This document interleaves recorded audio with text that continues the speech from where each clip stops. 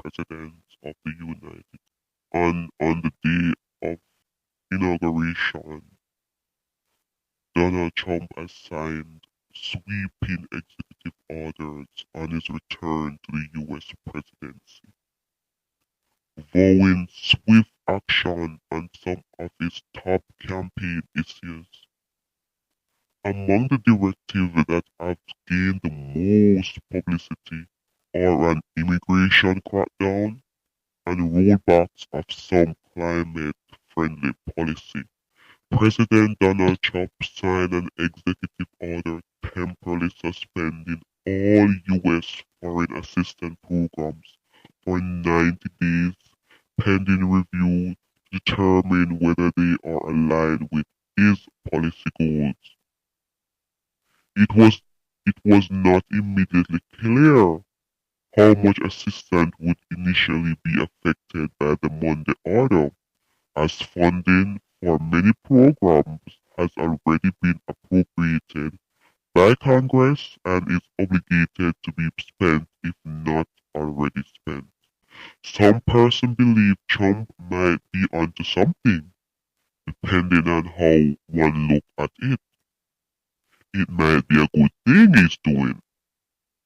What he also needs to do is put measure on the government and those Caribbean, South and Central America countries that are receiving all these foreign assistance programs from the US.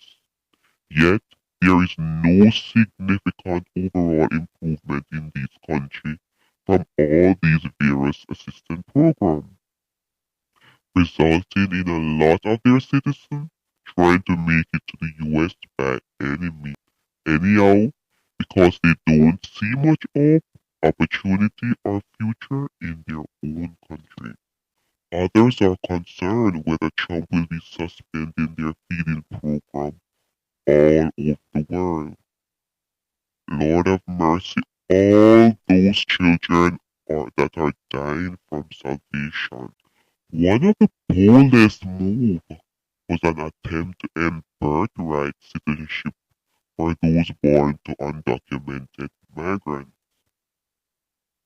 Birthright citizenship is protected by the U.S. Constitution, and the order already faces legal challenges.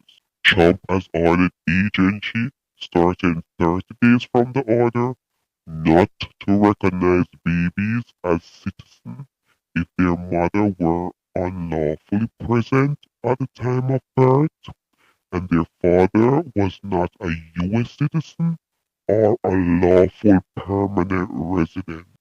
That also applies to children born to mother who were lawful temporary residents and father were not citizen or lawful permanent resident.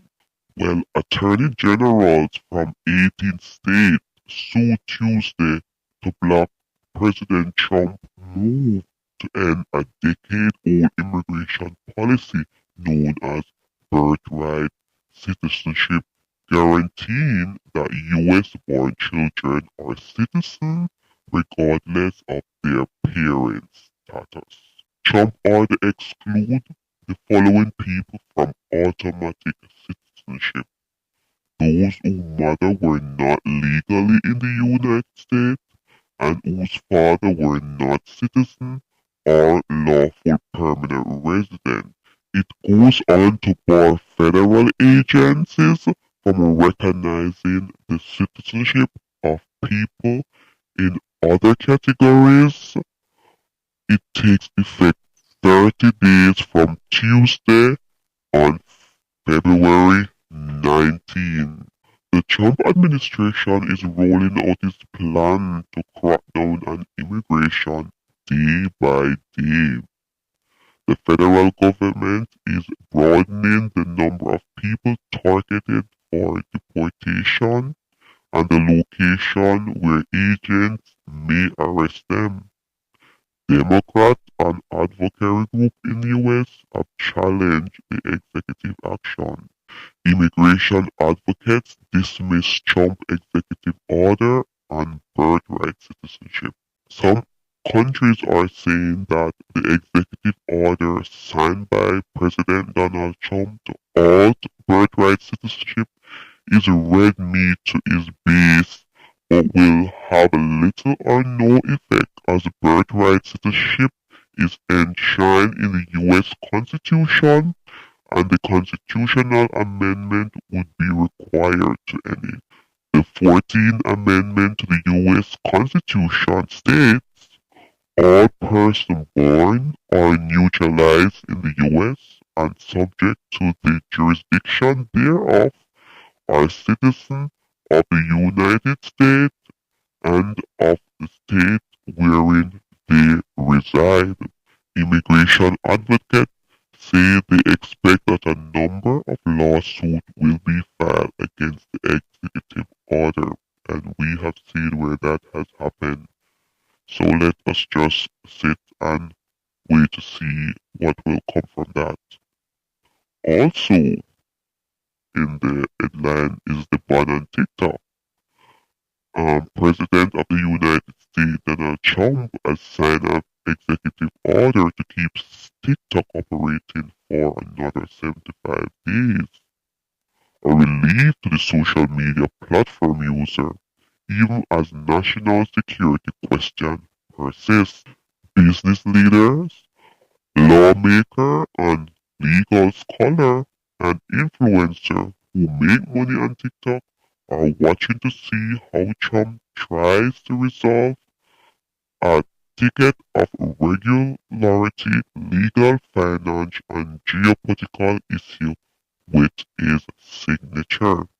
Another of Trump's mandate is Trump wants to pull the US out of the WHO, and that is the World Health Organization. President Donald Trump used one of the flurry of executive action that he issued on his first day back in the White House to begin the process of withdrawing the US from the World Health Organization for the second time in less than 5 years.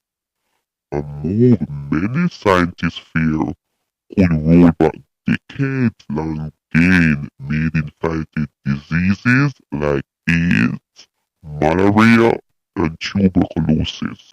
Experts have also cautioned that withdrawing from the organization could weaken the world defense against new outbreaks capable of triggering pandemic. So let us look at what Trump's decision means. What happened? So during the first Oval Office appearance of his second term, Trump signed an executive order detailing how the withdrawal process might begin. Oh, Trump exclaimed as he was handed the action to sign. That's a big one.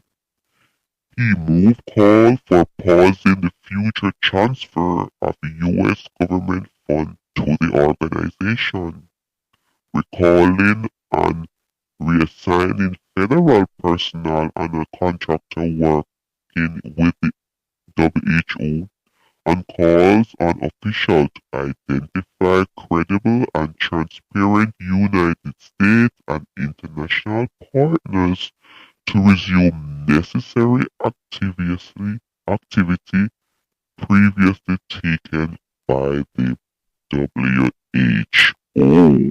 The Donald Trump administration is rolling out a plan to crack down on immigration day by day.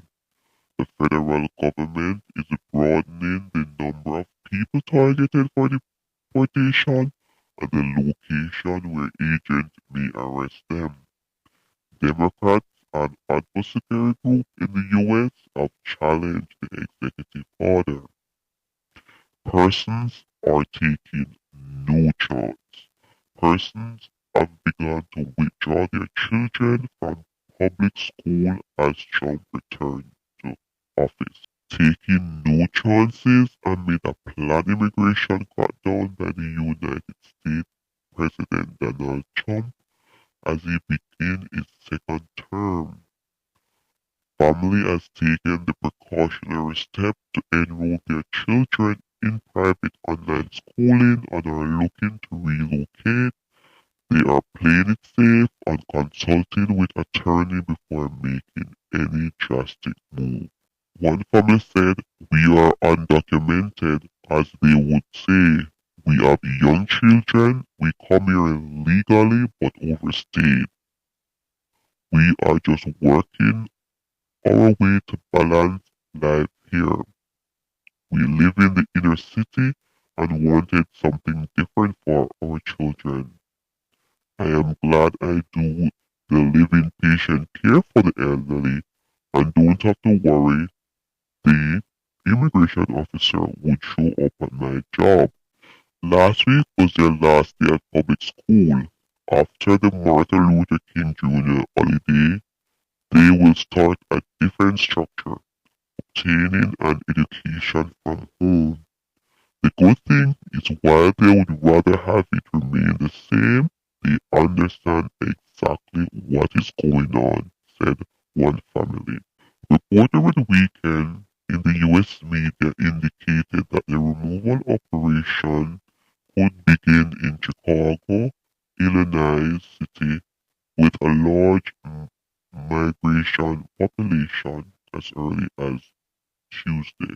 You could see that some of the places people used to venture into, they are not anymore.